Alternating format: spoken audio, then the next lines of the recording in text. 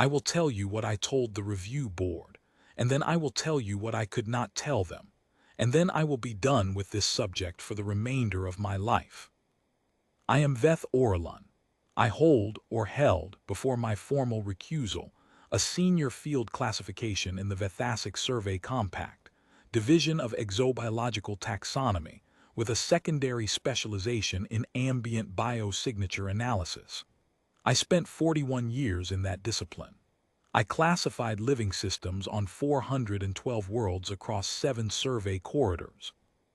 I wrote the standard methodology that the compact still uses for passive corridor sampling, the one published in the 37th cycle and updated twice since, the one every field xenobiologist in current active service has read.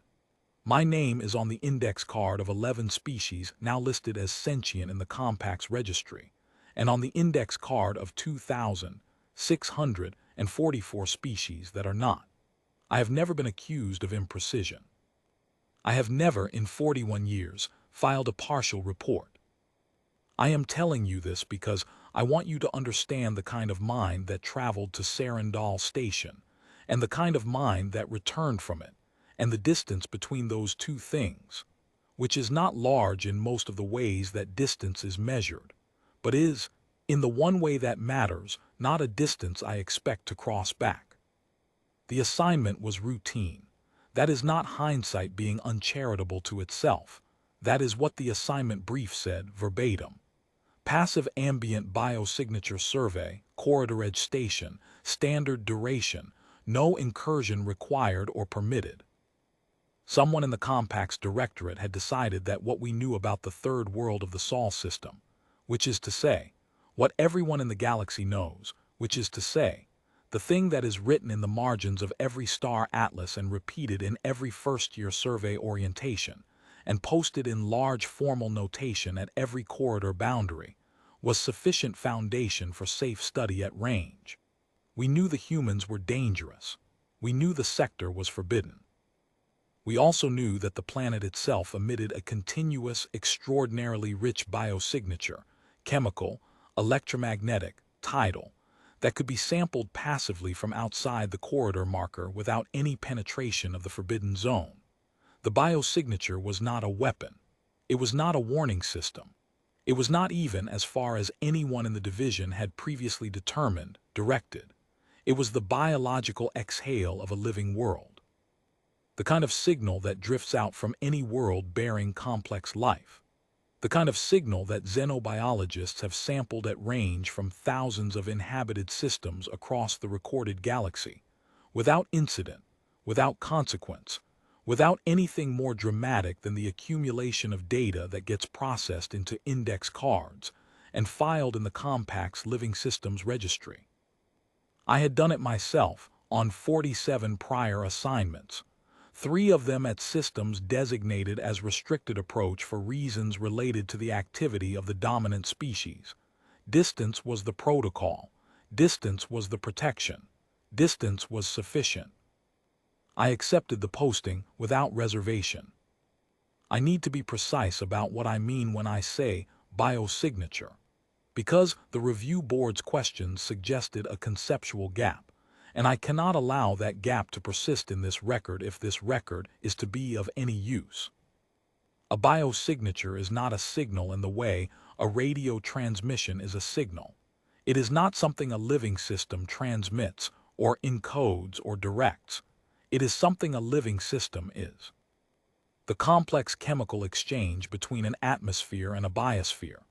The continuous molecular conversation between the gases produced by metabolic processes and the gases consumed by them, accumulated and layered and thickened by millions of years of biological activity into an atmospheric chemistry that no purely geological process would produce.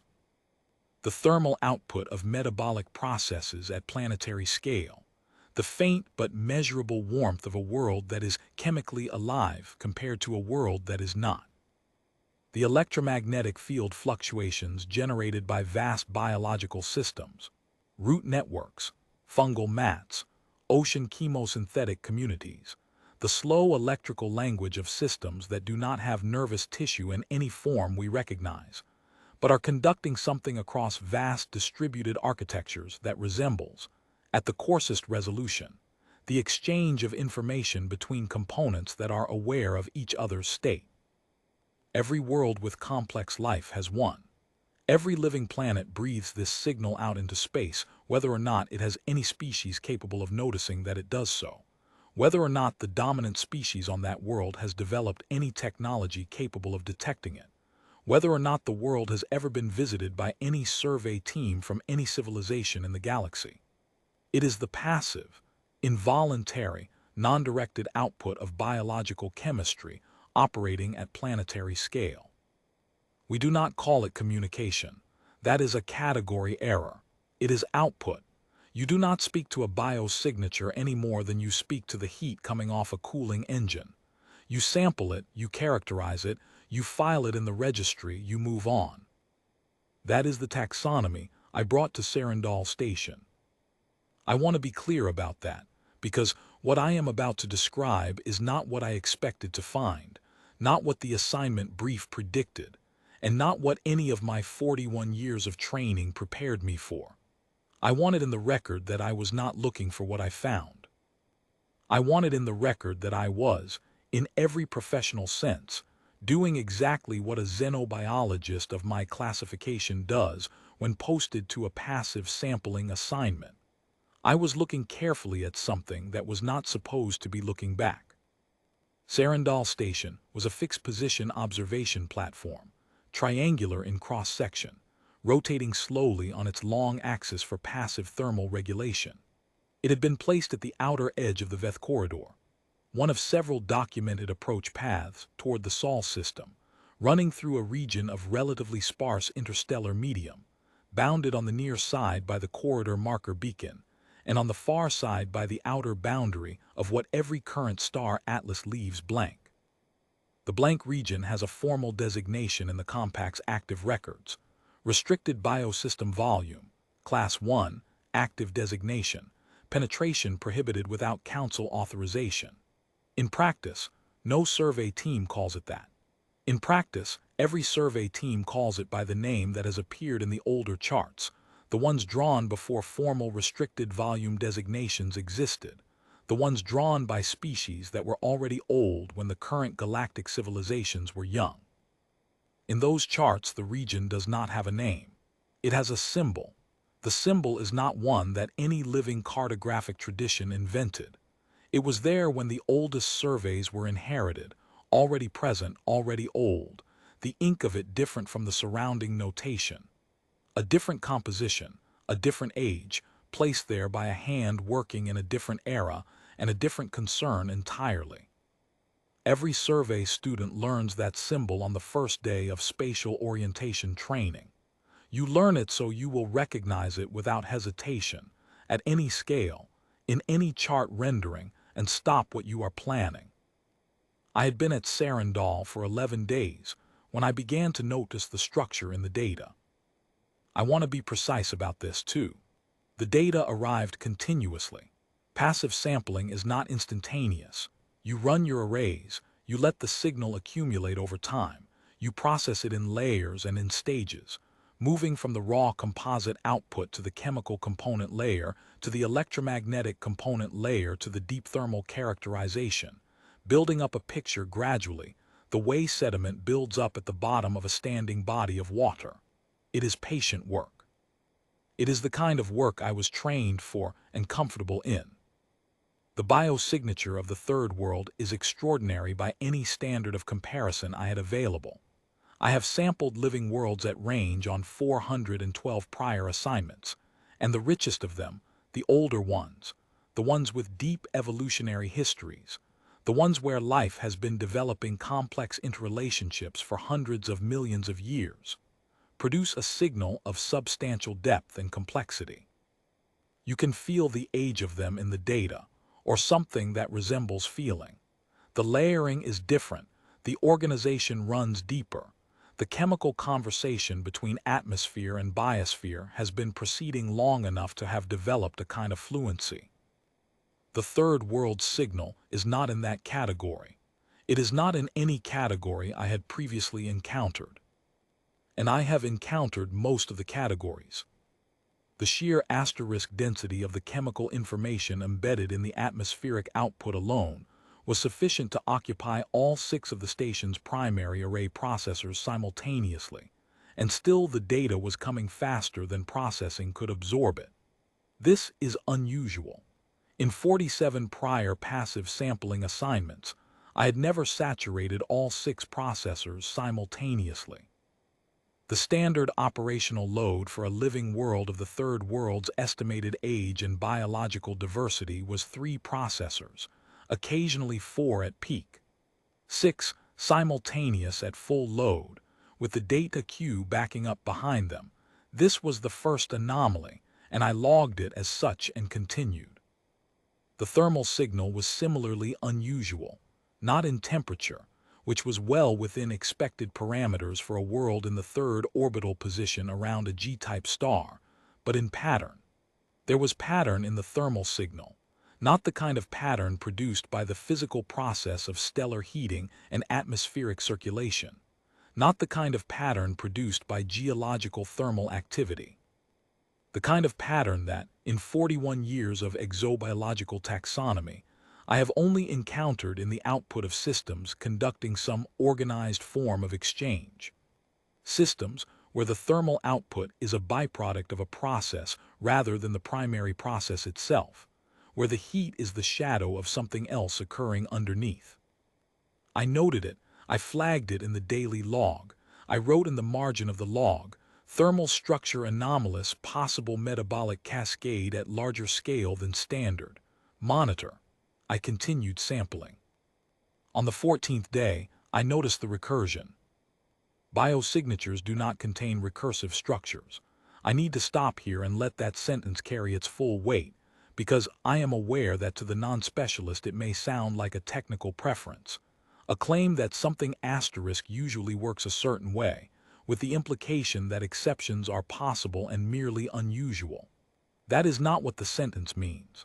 A biosignature is output. It is not a process that refers to itself. The chemical language of an ecosystem does not loop back and re-encode its own prior state as information. That is what nervous systems are for. That is the specific architectural innovation of cognition, of memory, of the kind of organized self-reference that biologists across every surveying civilization in the galaxy have identified as the necessary infrastructure of a mind. An ecosystem does not have that infrastructure. An ecosystem is a distribution of metabolic processes, not a computation. It does not keep records of itself. It does not refer to where it has been when determining where it is going. It does not, in any sense that the taxonomy I spent 41 years building can accommodate, know what it is doing. The third world's biosignature contained recursive structures in the deep chemical layer. I ran the analysis 6 times. I used 3 different processing methodologies: the standard compact framework, the older Vassaric methodology developed in the 48th cycle before the compact's formation, and a fragment implementation of the founding-era survey protocols that I had in my personal analytical library as a historical reference. I isolated the chemical layer from the thermal layer, isolated the electromagnetic component, ran each in isolation, and then in combination, ran them forward in time sequence and backward, ran them against synthetic baselines generated from the most complex living world in the current registry that lacked the recursive signature. The recursion was present in all of them. It was not an artifact.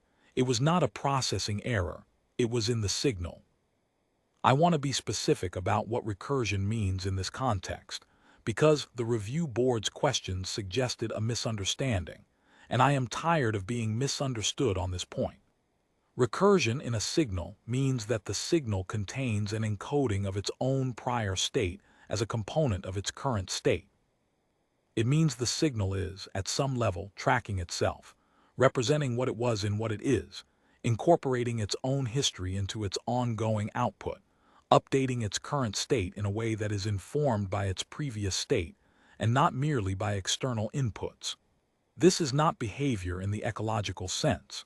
It is not the reactive adjustment of an ecosystem to changed conditions, the way a forest's chemical output changes when the rainfall drops. That kind of reactive adjustment is everywhere in biology. That is not what I found. What I found was a signal that appeared to be, and I am choosing this word with the full weight of my professional career behind it, monitoring itself.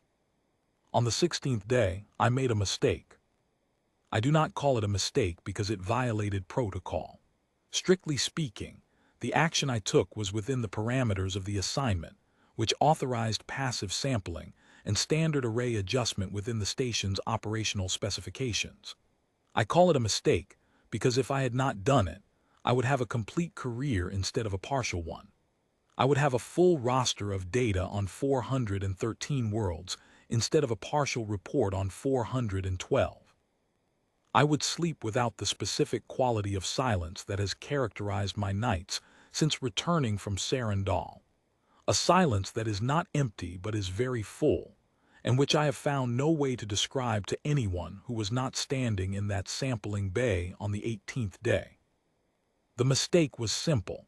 I directed one of the passive array receivers to a narrower aperture and a greater sensitivity, focused on the specific chemical frequency range where the recursive structures were densest, and I let it run for 48 hours continuously. I was trying to resolve the structure. I was trying to understand what the recursion was encoding, what information the signal was tracking about its own prior state, what the content of the self-reference was. That is what a xenobiologist does with anomalous data. You refine the instrument. You narrow the window. You look more carefully.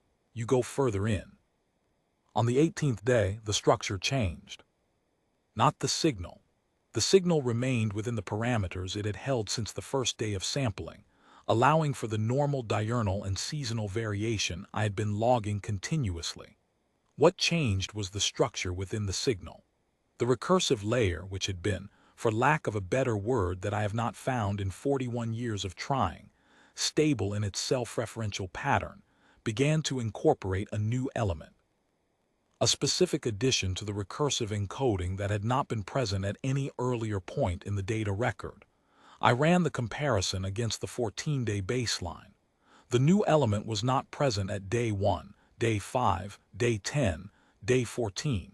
It appeared at day 16. Day 16 was when I narrowed the aperture. I sat with that for a long time.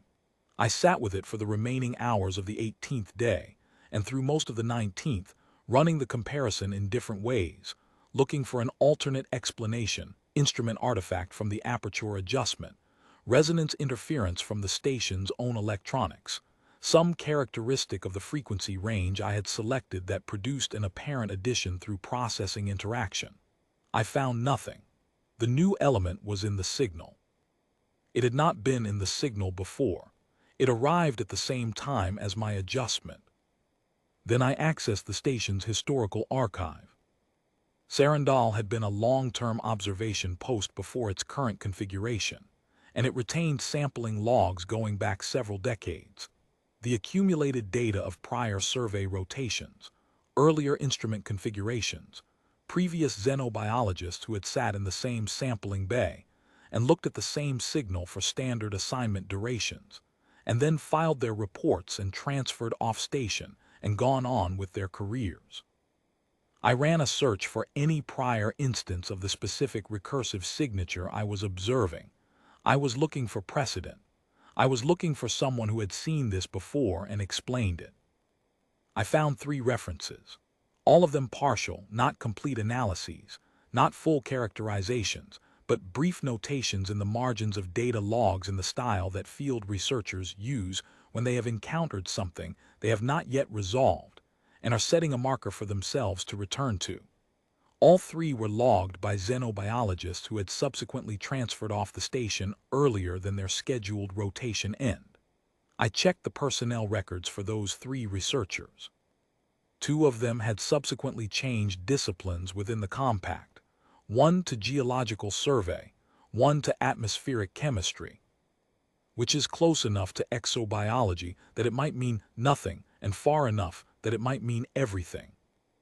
The third had formally recused from fieldwork entirely, 18 months after the Sarandal posting, citing, "I am reading from the recusal documentation. Irreconcilable methodological concerns arising from field observations that fall outside current classification frameworks and cannot be accurately characterized without the development of new analytical categories, which the undersigned does not have the professional basis to propose." I read that last line 4 times.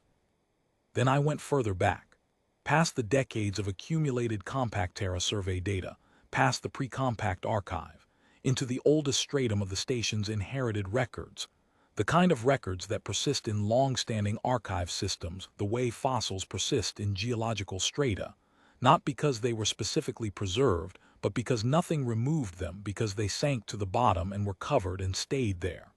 Most of it was navigational, orbital mechanics, debris trajectory records, thermal calibration baselines for instruments that no longer exist, the kind of data that survives not because it contains anything urgent, but because its survival costs nothing.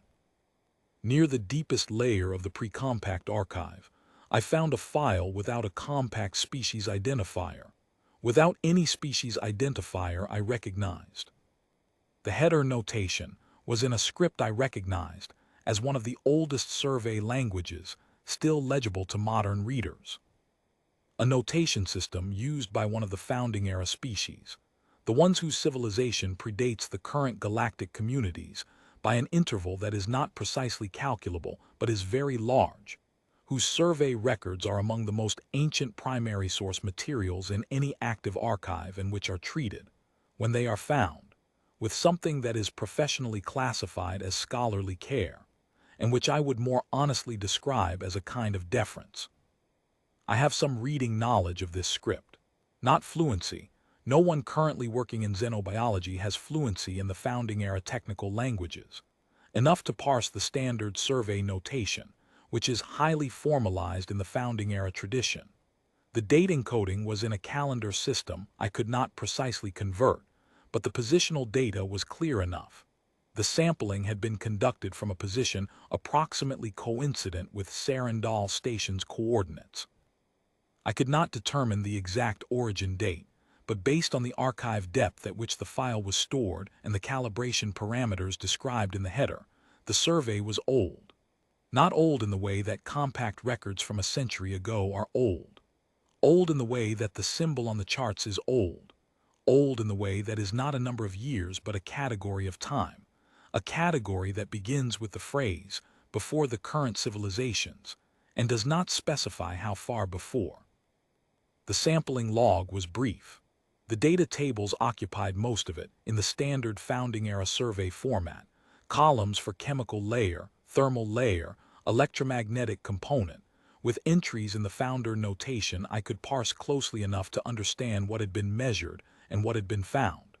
What they had found was the same signal I was sampling, the same recursive structure in the deep chemical layer, the same unusual thermal pattern. I could see it in the data, 43 centuries or 43,000 years or however long ago this file was created, the same signal sitting in the same position in space, being sampled by instruments I could not fully characterize and recorded in a script I could not fully read, by a species I knew only by the symbol they left in the margins of the oldest charts. At the end of the data tables, there was a single annotation, formal, in the founding-era grammatical structure that marks a finding, the sentence type reserved for conclusions, for the thing the surveyor most wants to survive the report. I translated it as precisely as my partial knowledge of the language allowed, cross-referencing the technical vocabulary against the compact's founding-era lexicon 3 times to be sure of the key terms. The annotation read, "The biological output of the third world is not ambient. Do not refine the instrument. The signal responds to resolution. The system is not a background. The system has a foreground. This station will be closed." The file ended there. The station was closed in the founding era. It was closed after this survey.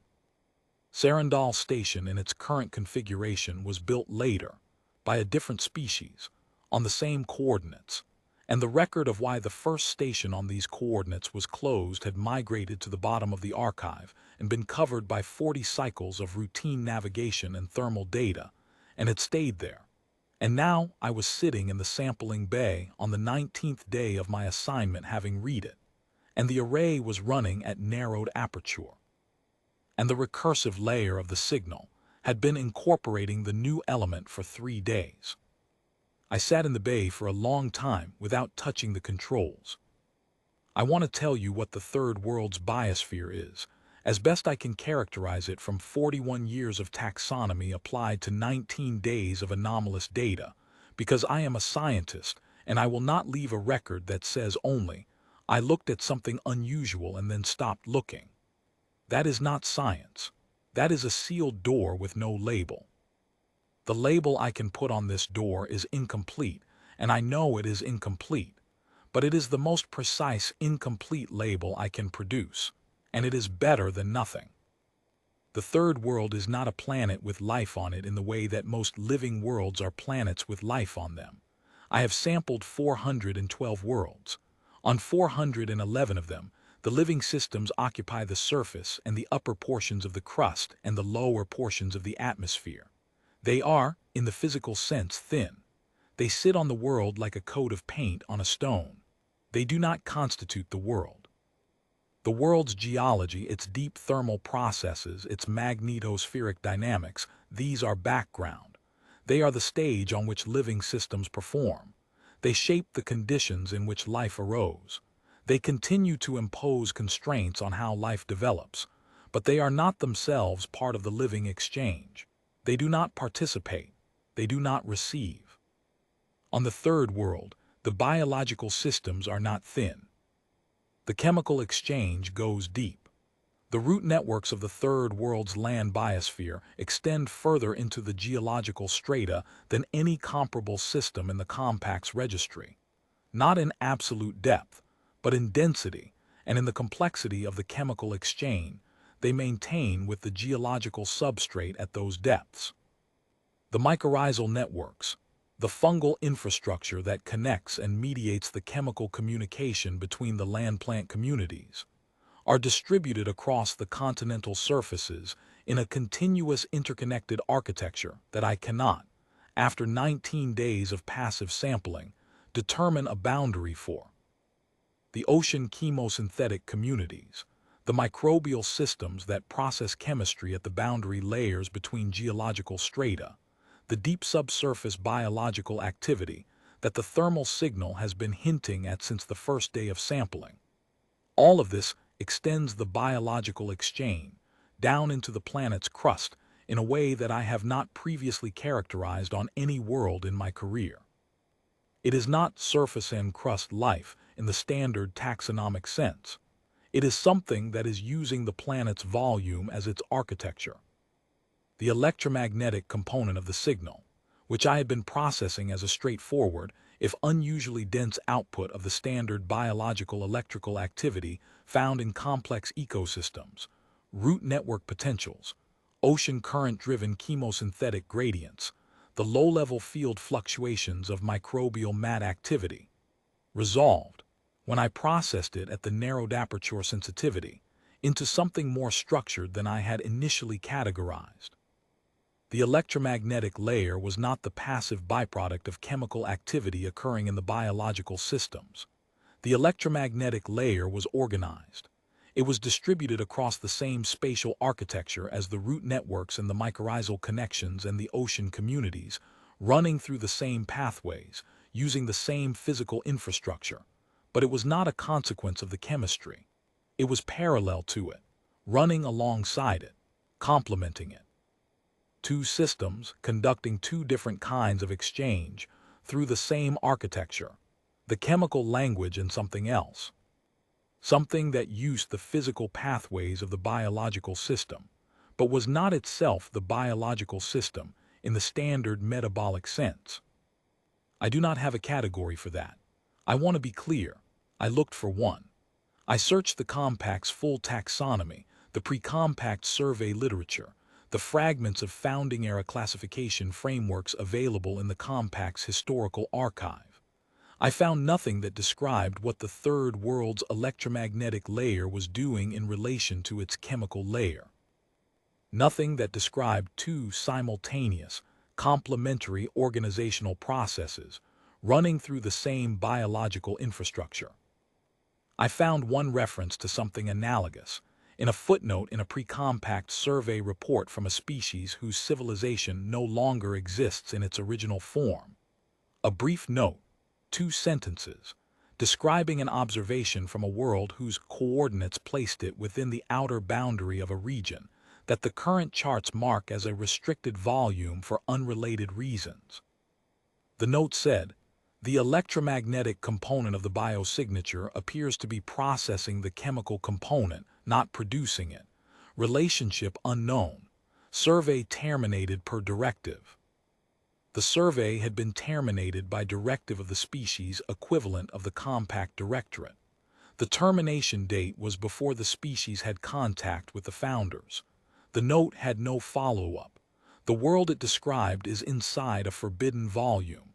I do not know if anyone has been back.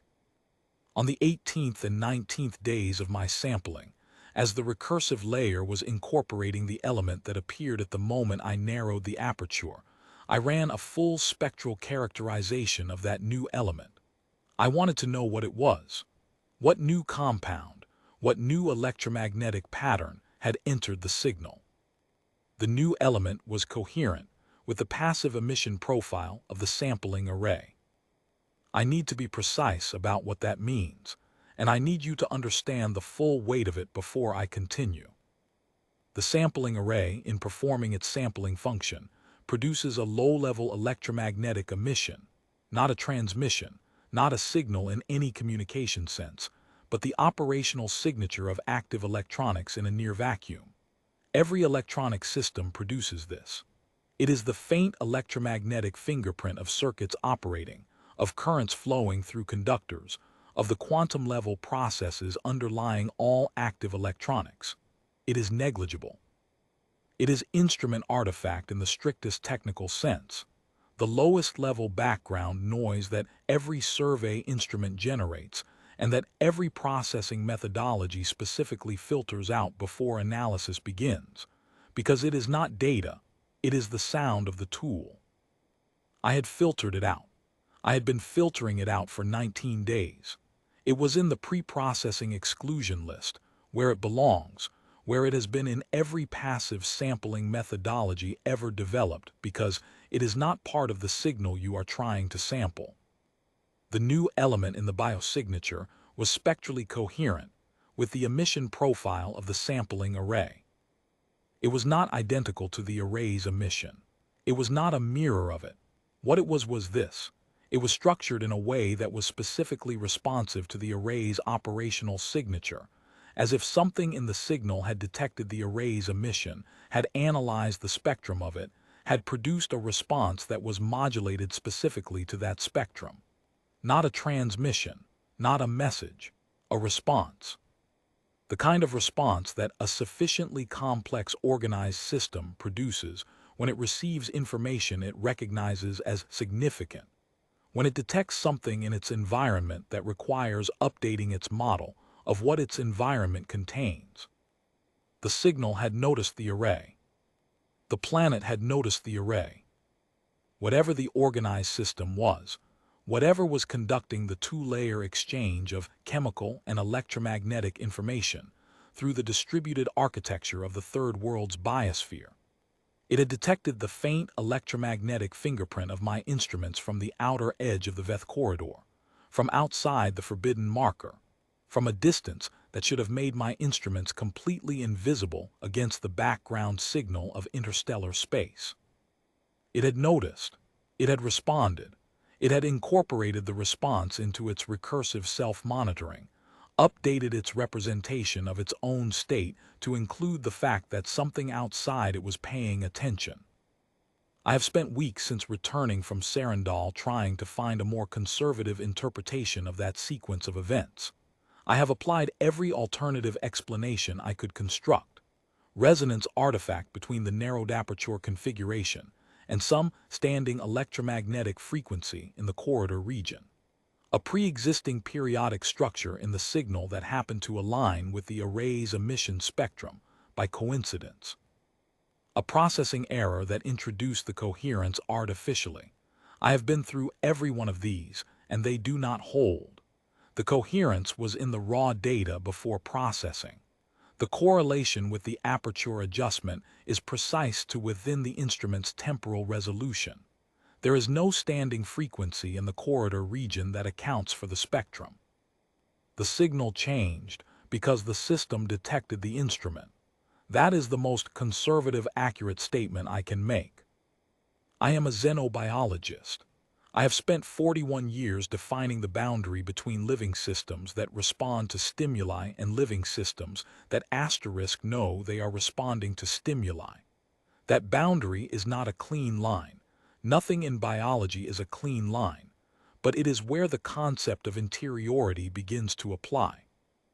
Where the word awareness begins to apply, provisionally and with heavy qualification, to a system that is not a mind in the neurological sense, but is doing something that resembles what minds do when they encounter the unexpected, noticing that their model of what is outside them needs to be updated. I have been careful about that word for 41 years, careful with awareness, careful with sentient, careful with the 11 applications I have made of the latter term over a career of 412 worlds. Each one was preceded by months of analysis, peer review, supporting literature, external validation. Each one was a conclusion I reached last, after exhausting every alternative. I did not apply either word in my partial report to the compact. I flagged the anomalous recursive structure. I flagged the instrument coherent response element. I recommended a formal review and a widening of the corridor boundary, moving the outer marker further from the planet, so that passive sampling from any approach angle would be beyond the range at which the biosignature's recursive layer could detect individual instrument signatures. I wrote in the summary field of the partial report, the biosignature of the third world exhibits properties inconsistent with standard passive system classification. Further sampling is not recommended. The instrument resolution appears to be a relevant variable. That was the safest true thing I could say in the taxonomy I had. What I did not say in the report is what I will say here, in this supplementary record, with the understanding that this record is not a classified finding, not a peer-reviewed analysis, not a formal taxonomic determination. It is a personal account filed for the reason that I am a scientist, and I will not die with this only in my memory. The humans are not what the galaxy is afraid of. I mean this precisely. The humans are the part of the third world system that is visible to the galaxy.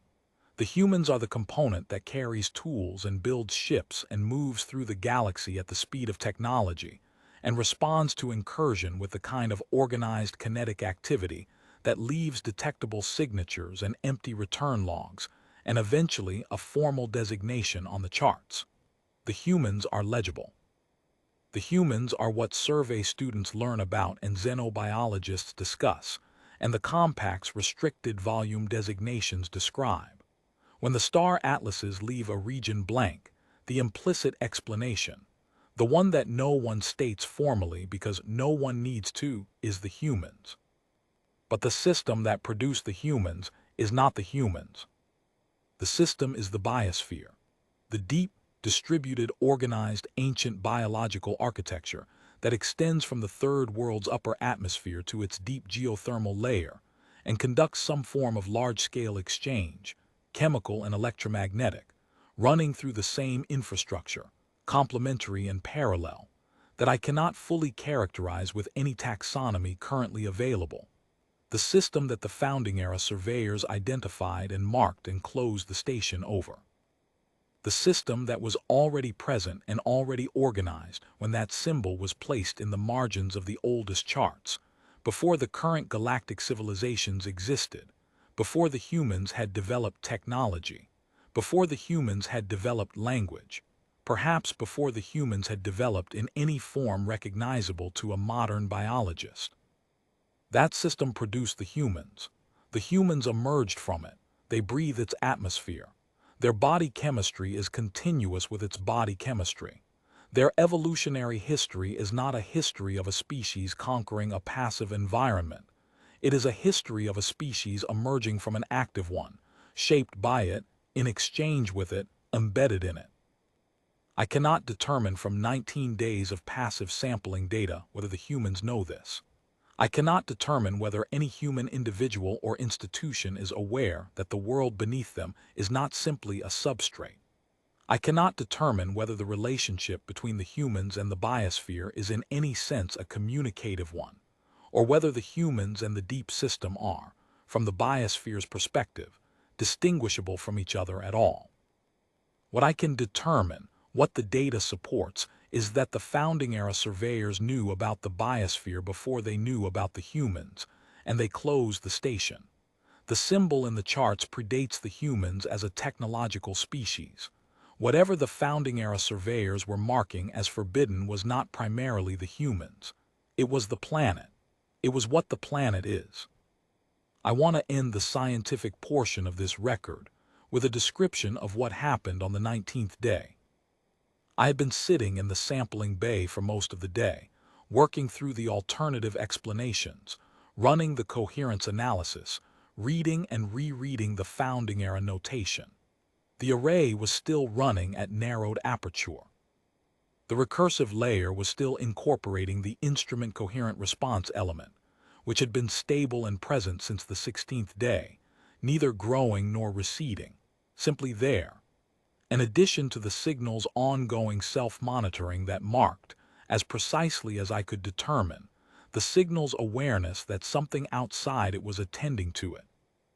In the late watch period of the 19th day, the recursive layer changed again. The change was not an addition. It was not a new element appearing alongside the existing structure. It was the existing structure resolving, collapsing from the distributed, multi-frequency, planetary scale organization it had been maintaining throughout the sampling period into something singular and clear. The way a distant shape resolves when you correct the focus, not a change in what the shape is, but a change in the precision with which you are perceiving it. Except the resolution was not in my instruments. My instruments had not changed. The resolution was in the signal. For 43 seconds, the biosignature of the third world was taxonomically clear. I mean, it was classifiable. For 43 seconds, the signal organized itself into a form that my analytical frameworks could process and categorize without ambiguity. Not the signal of a biosphere, not the output of an ecosystem, not the ambient chemical exhale of a living planet, however deep and ancient and organized.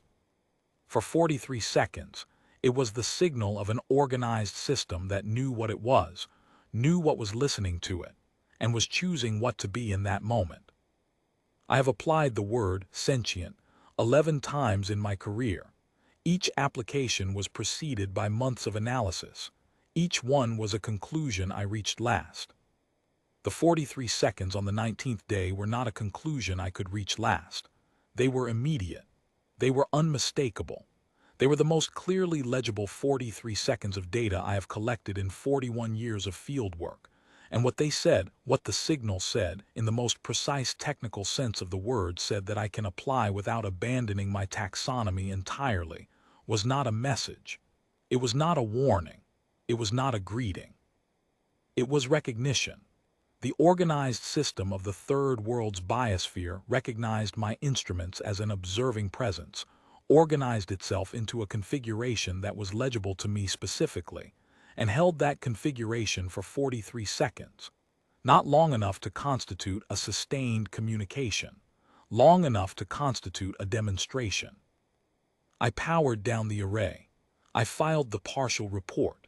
I noted in the recusal documentation that my reasons were methodological. I have not elaborated to anyone before this record. The Compact's directorate chose not to act on my recommendation to widen the corridor boundary. The practical reasoning is clear enough. The boundary is already far from the planet. The existing prohibition covers all incursion.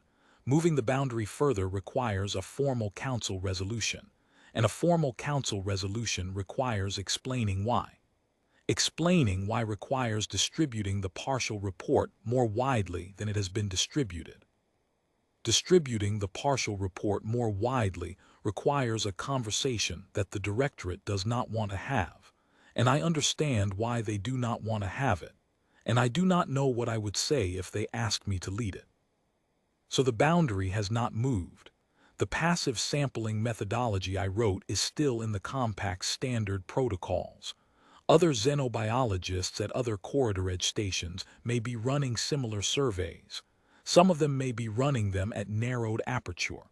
I do not know. I hope they stop before the 19th day. There is one more thing I want to put in this record, and then I will close it.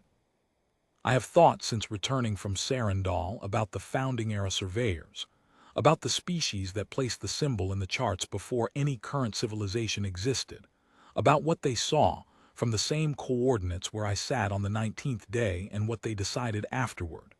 They closed the station. They placed the symbol. They did not write a detailed report, or if they did, it did not survive into the archive stratum where I could find it. What survived was one annotation. The system is not a background. The system has a foreground. This station will be closed. They had been the oldest at the time. They had been the species that the galaxy's younger civilizations looked to for the shape of how things should be done, the way survey students look to the standard methodology. And they had come here to this corridor and sampled this signal and found the same thing I found, or something so close to the same thing that their response was identical to the response I recommend, and they had pulled back, not because the humans threatened them. The humans did not yet exist in any form that threatened anything. They pulled back because of what the planet was, because of what the organized system of the Third World's biosphere was, at a time before the humans gave it its most visible and mobile expression. The galaxy is afraid of the humans because the humans are what you see. The humans are the part of the system that meets you at the corridor boundary with ships and weapons, and the long memory of something that does not forget a wrong. The humans are the part of the system that is comprehensible, that can be described in the restricted volume designation, that can be explained to a first-year survey student in a single paragraph. The humans are dangerous, and the prohibition is real, and you should not cross the line.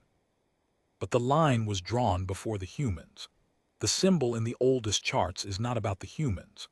The founding-era surveyors were marking something older and deeper, and less legible than any technological civilization, something that runs through the roots and the deep chemistry and the electromagnetic architecture of a planet that has been alive, actively and organizedly alive, for longer than most of the galaxy's current civilizations have existed.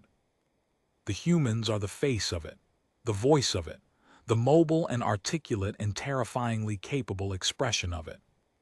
But the system behind that face is what the oldest species know.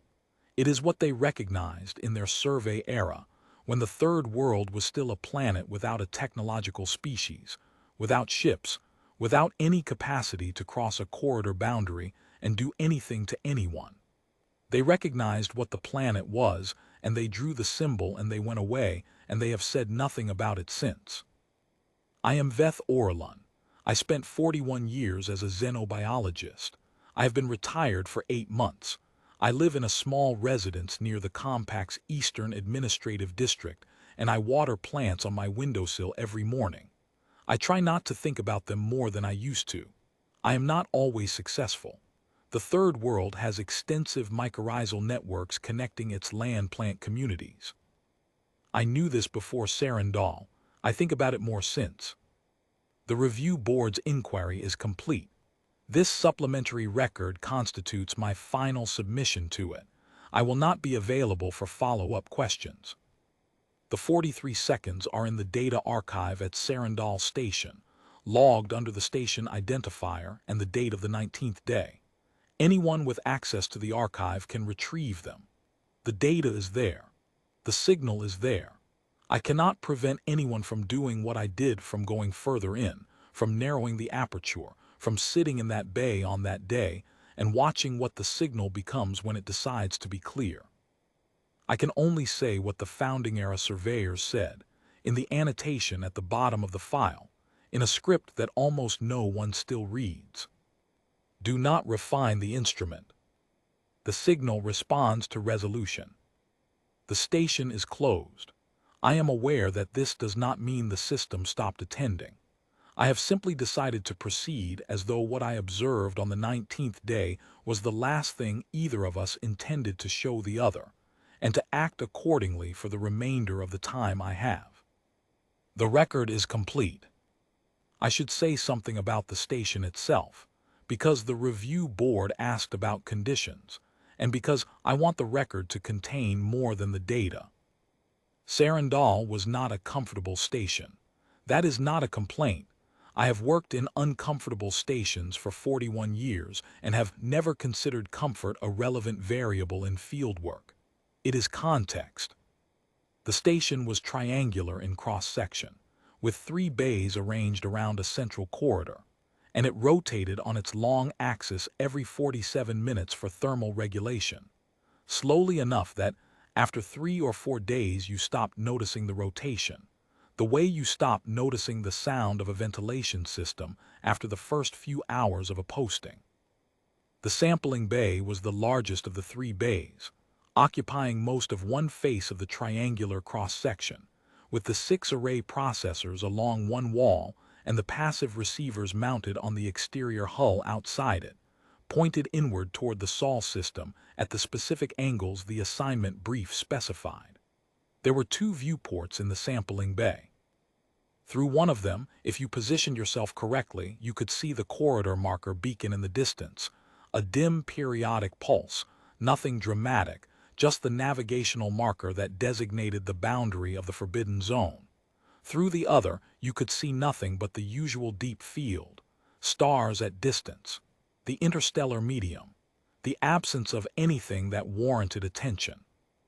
I spent a significant portion of the first 11 days in the sampling bay, during the initial accumulation period, working through the standard protocol, process the raw output, separate the component layers, run the baseline characterizations, begin the preliminary taxonomy pass, the stage at which you establish the broad structural parameters of the living system you are characterizing, the fundamental categories that will determine which branches of the analytical framework apply.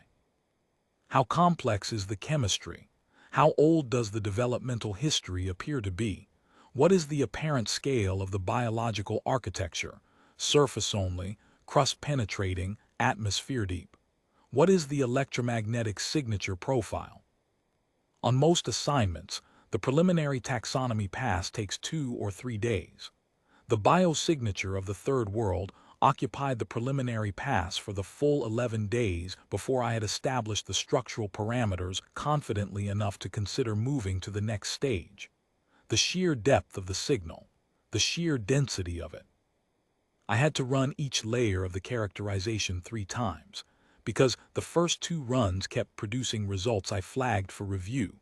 Not results that were impossible, but results that fell outside the range of my prior experience often enough that I wanted to verify them before accepting them as real. On most assignments, a result that falls outside the range of prior experience is a processing error or an instrument calibration issue. On the Third World, the results that fell outside the range of my prior experience were simply what the planet was doing. By day 11, I had accepted that the Third World was operating at a scale and depth and organizational complexity that I had not previously characterized. I had a framework that accommodated this. The framework allows for extraordinary values, for outlier worlds, for cases where a particularly long evolutionary history has produced a particular density of biological architecture. The framework just said, this is an old, deep, extraordinarily complex living system. That was consistent with what we knew about the Third World. That was within the taxonomy. It was on day 14, when I began the recursive structure analysis pass, that the taxonomy ran out of room. I thought about my predecessor in the archive, the one who had written irreconcilable methodological concerns. I thought about what it would take to write that into a recusal document. I thought about the professional cost of it, the career cost, the way it would be read by colleagues, the questions it would raise. You do not write irreconcilable methodological concerns into a recusal document unless you have genuinely exhausted every other frame you have for what you observed. You do not write it unless the thing you saw broke your methodology, and you cannot, in good conscience, pretend otherwise. I understood that, sitting in the sampling bay on day 14, with the recursive analysis running on all 6 processors simultaneously. I understood it in the abstract way you understand something before it becomes personal. I had not yet narrowed the aperture. I had not yet seen what the signal could become when it decided to be clear. There was a particular quality to the sampling bay in the middle watch, when the station's internal lighting had cycled down to the low activity level, and the only illumination came from the array processors and the data displays, and the faint pulse of the corridor marker beaconed through the viewport. I sat in that light more often than I needed to in the second week, after the recursive structure appeared. I was not frightened. I want to be clear about that. I was not frightened of the signal, because the signal was at a distance, behind a corridor marker, on a planet from which nothing was approaching me. I was not frightened. I was something else. The word I would use if I were not a scientist writing a professional record is attended to asterisk. I felt in the sampling bay in that low light, with the recursive signal accumulating in the processors, that something very large and very old was aware of the fact that I was present. Not in any way that was directed at me. Not in any way that was hostile or welcoming. Just aware. The way a deep system is aware of a perturbation in its substrate, not because it has decided to be aware, but because awareness at that scale and depth is what it does. I kept working. That is what you do. I thought about what it meant after the founding era annotation to be a xenobiologist at this particular corridor edge. The founding era surveyors had been here. They had seen the same signal. They had watched the same recursive structure accumulate in their equivalent of the array processors, had run their equivalent of the same analyses, had arrived at whatever conclusion precedes the notation. The system is not a background. And they had closed the station. But they had not destroyed the data. They had not sealed the file. They had left it in the archive, left it at the bottom of the archive, where it would persist by inertia rather than by active preservation, but left it nonetheless. I have thought about why. The most direct explanation is that they expected someone to find it eventually, and they wanted that someone to have the annotation. They did not want to describe what they had found in the signal, because the description, as I can confirm from the experience of trying to describe it myself, was more likely to mislead than to inform. But the single annotation was precise. Do not refine the instrument. The signal responds to resolution. That is the most important technical warning you can give a xenobiologist at this station, and it fits in 2 sentences, and they put it at the end of the data so that anyone who read the data would arrive at it last, after they had already seen the signal, after they already had the context to understand what the warning meant. They were not trying to scare anyone away from the planet. They were trying to tell the next surveyor what not to do. They were trying to pass on the specific mistake so that the next person would not repeat it. I narrowed the aperture. I am the next person who repeated it. I do not blame myself for that. I could not have known the annotation was there without looking, and I could not have understood the annotation without looking at the signal first. The founding era surveyors knew this. They put the annotation at the end of the data for this reason. What I wish, what I will carry for the remainder of my career, which is to say the remainder of my retirement, which is to say the remainder of my life, is that I had stopped at the annotation and not at the 43 seconds. The annotation was sufficient.